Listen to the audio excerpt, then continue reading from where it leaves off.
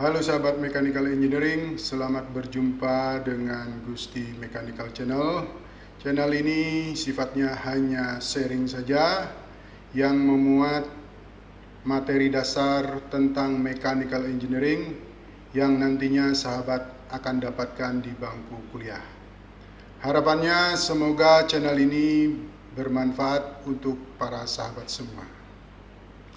Namun sebelum ke materi, dimohonkan bantuan sahabat-sahabat semua untuk melakukan subscribe, share, dan like, serta jangan lupa mengaktifkan tanda lonceng sehingga para sahabat semua akan mendapatkan notifikasi video baru dari channel ini.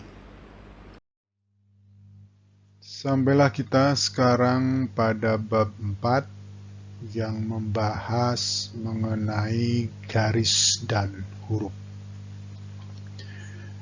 Nah, pertemuan awal untuk bab 4 kita akan membahas tentang jenis garis dan teknik pembuatannya. Nah, jenis garis itu ada beberapa.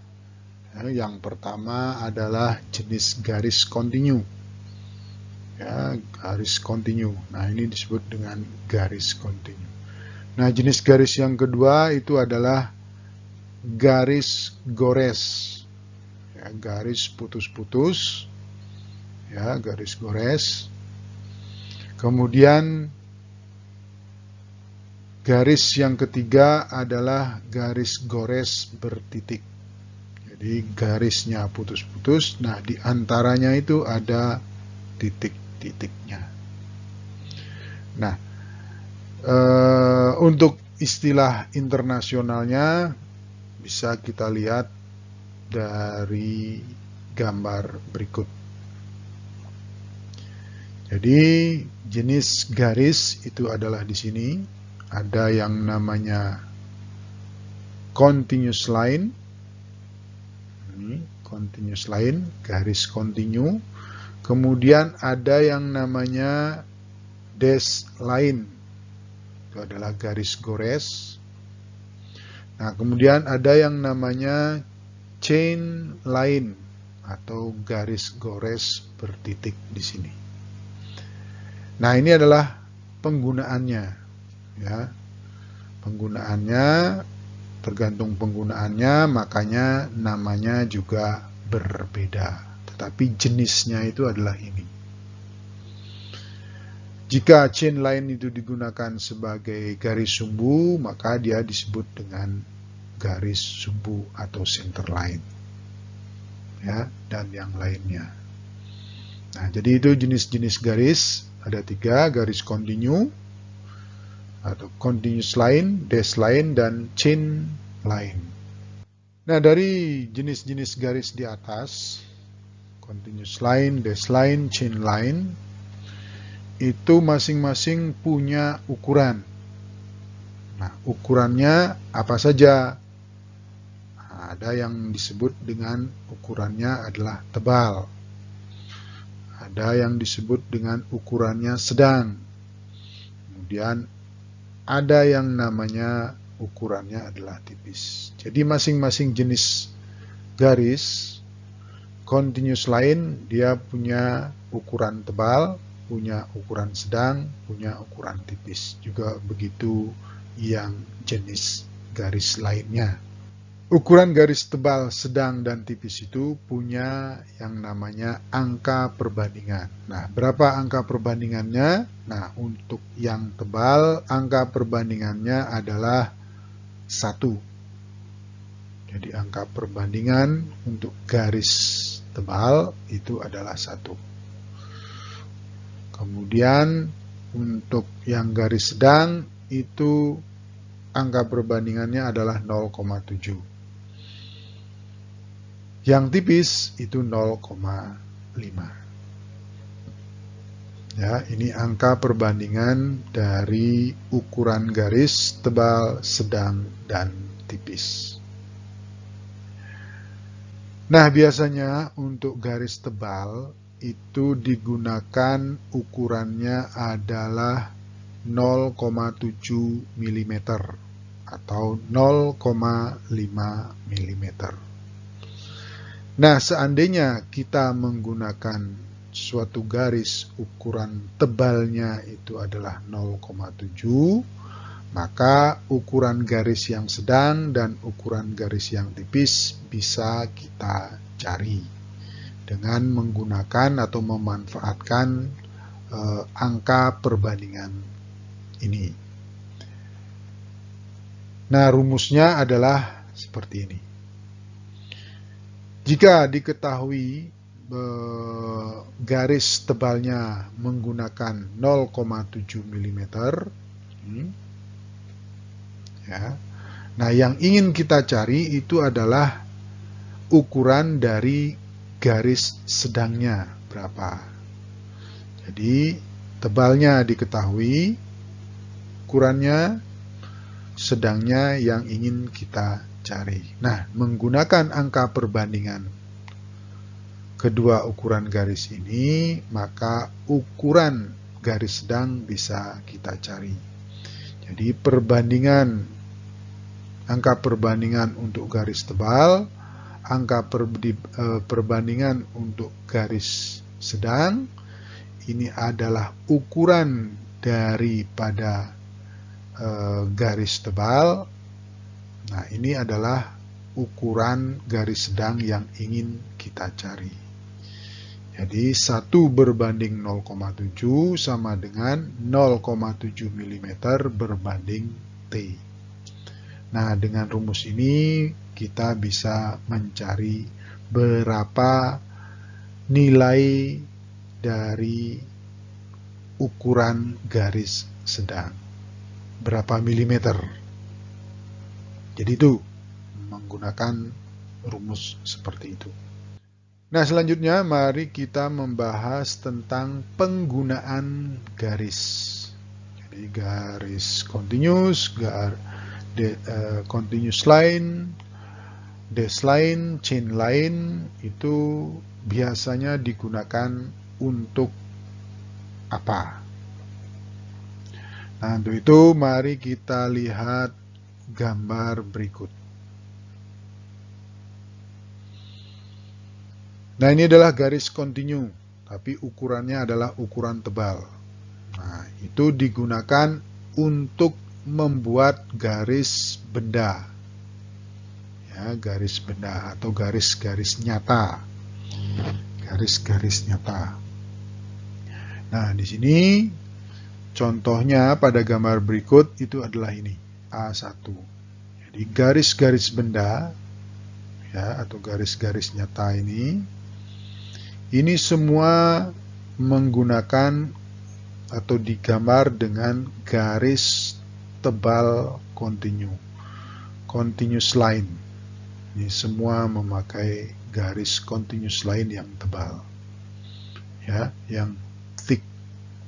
Jadi ini semua. Jadi itu digunakan untuk membuat garis-garis benda yang nyata. Nah, kemudian untuk garis kontinu yang tipis itu digunakan sebagai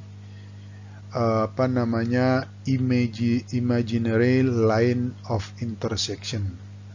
Garis-garis perpotongan hayal. Jadi ini B1 itu adalah garis-garis perpotongan hayal. Nah, di sini pada gambar ini adalah ini. Nah, nanti kalau Anda menemukan bentuk perpotongan atau pertemuan dua buah permukaan, tetapi di sana di pertemuannya itu diberi fillet, ya, diberi radius. Nah, itu garis yang kita buatkan itu menggunakan garis tipis kontinu, tetapi tidak menyambung, tidak nyambung di ujung-ujungnya, tidak menyambung. Ini lihat. Nah, ini karena dipotong, maka ini akan seperti ini. Ini sebenarnya ada kelanjutannya. Nah, ini itu menggunakan garis tipis kontinu, tapi tidak menyambung. Itu adalah imaginary line of intersection. atau garis-garis perpotongan khayal. Nah, kemudian continuous line yang tipis atau continuous line thin itu digunakan untuk dimension line atau garis-garis ukur. Nah, di sini ini adalah garis-garis ukur.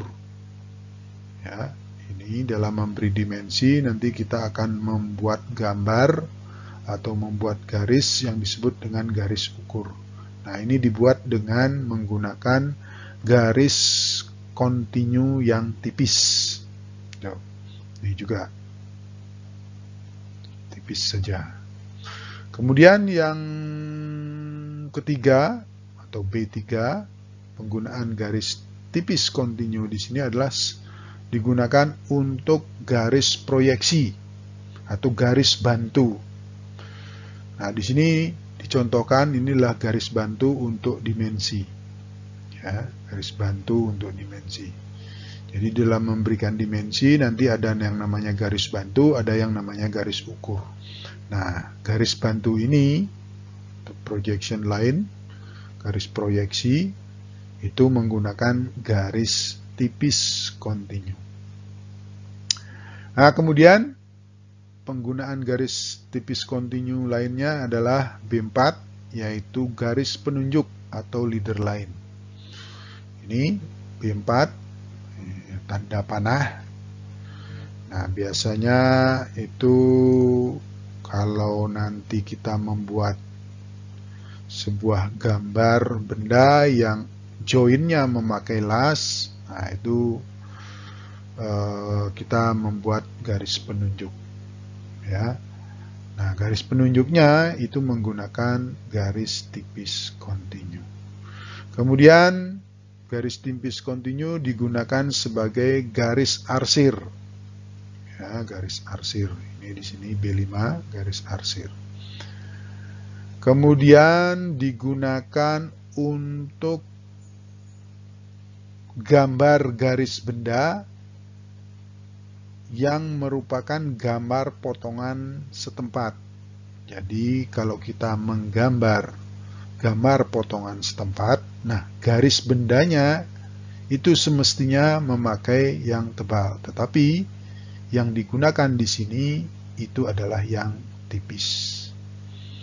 Jadi khusus untuk gambar potongan yang diputar setempat, nah garis-garis bendanya itu harus dibuat dengan garis tipis kontinu. Jadi itu. Kemudian yang B7 itu adalah untuk garis sumbu yang pendek. Jadi semestinya garis sumbu itu adalah garis chain line seperti ini, tetapi karena pendek ini cukup dibuat dengan garis kontinu yang tipis. Ini di sini contohnya. Nah, sekarang kita lanjut untuk garis tipis kontinu tetapi bentuknya tidak lurus. Ya, ini dibuat dengan tangan yang freehand yang bergelombang seperti ini, tidak lurus. Nah, itu biasanya digunakan untuk membuat atau menandakan bahwa benda tersebut itu dipotong. Ya, contohnya di sini. Jadi semestinya ini ada kelanjutannya ke sini. Ya, ada kelanjutannya. Nah, tetapi karena kita hanya ingin memperlihatkan itu sampai di sini, maka kita melakukan pemotongan di sini. Nah, ini juga ini berlanjut panjang ke sini. Tapi yang kita ingin perlihatkan itu cuma sampai di sini, maka kita melakukan pemotongan di sini. Nah, itu dibuat garis potongnya itu dibuat dengan garis tipis kontinu yang bebas, ya, tidak lurus. Jadi seperti ini. Nah, kemudian garis kontinu yang tipis, yang lurus tetapi ada zigzagnya, itu sama fungsinya untuk ini. Jadi untuk memotong, ya, untuk memotong benda. Kalau menemukan garis seperti ini, berarti bendanya itu terpotong, sama.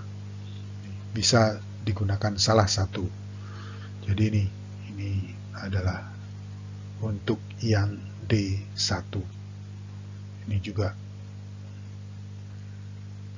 Jadi bisa memakai C1 atau pakai D1. Nah, selanjutnya itu adalah dash line.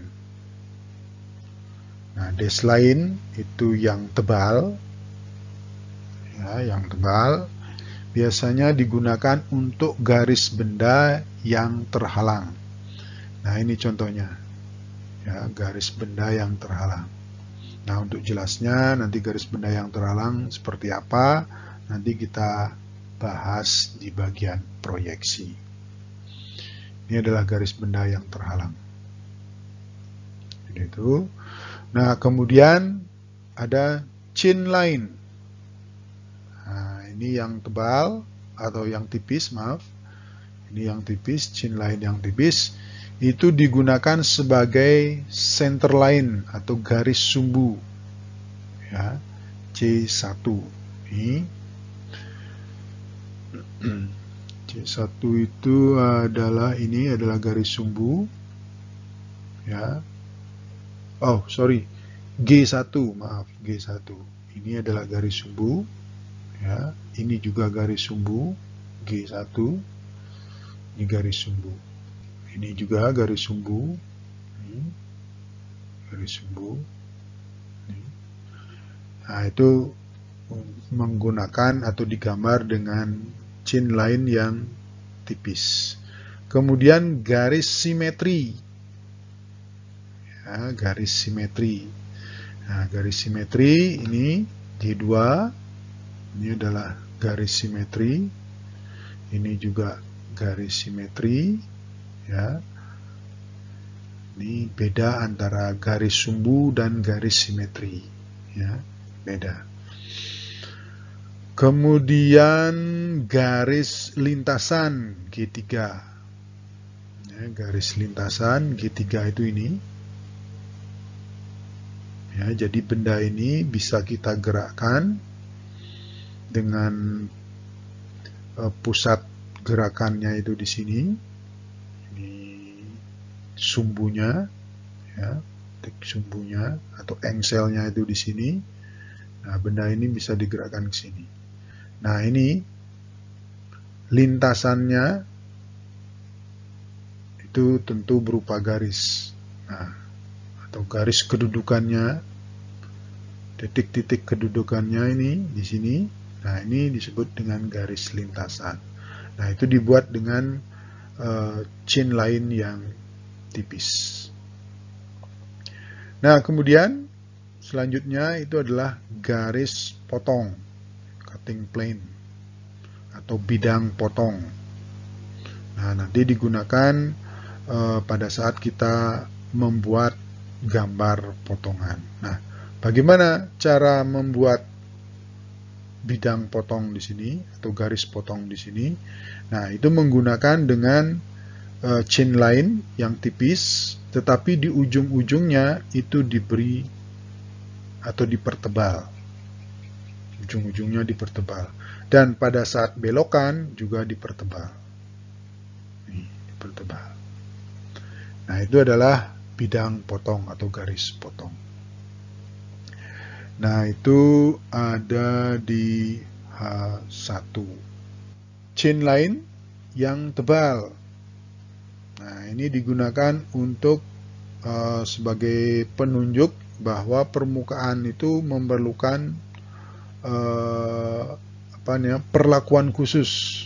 Jadi ada proses khusus di situ. Permukaan ini akan mengalami proses khusus. Nah, ini menggunakan chain line yang tebal. Tuh. Nah, kemudian chain line yang tipis, tetapi di sini ada titiknya ada 2, ya, bukan 1. Nah, di situ digunakan untuk bagian yang berdampingan, ya, untuk bagian yang berdampingan. Nah, di sini adalah ini. Jadi benda ini, ya, itu ada di samping benda ini. Tetapi kita tidak ingin menggambar dari benda ini, hanya ingin menunjukkan saja bahwa ada benda di sampingnya ini. Nah, itu dengan cara membuat gambarnya dengan menggunakan garis atau chain line yang tipis, tetapi titiknya ada 2. Nah, ini.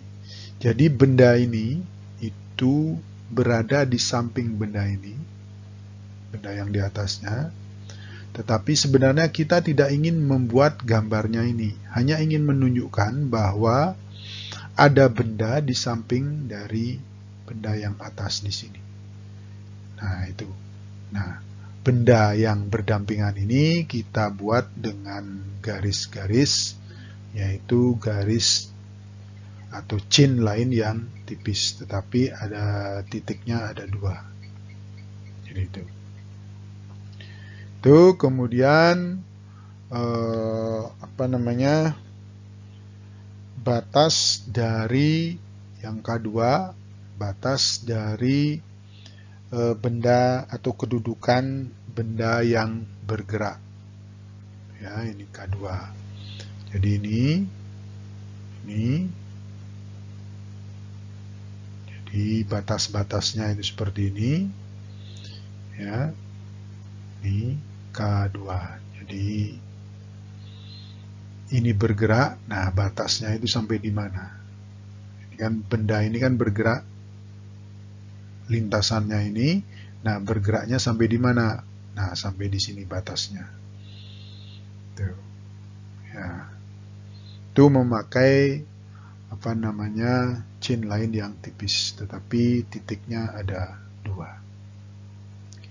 Itu kemudian yang ketiga adalah sebagai garis sentroidal, ya, garis pusatnya, garis tengahnya, seperti itu. Nah, ini adalah K3 di sini. Jadi untuk struktur, ini struktur. Nah, ini adalah garis tengah dari struktur ini, besi ini. Nah, ini dibuat berbelok ke sini karena gambarnya ini tidak bisa kita buat lurus. Tetapi sesungguhnya di nyatanya ini adalah lurus. Jadi strukturnya ini adalah lurus. Jadi besi ini adalah lurus. Nah, bisa untuk menunjukkan itu, maka bisa menggunakan garis yang K di sini, K3.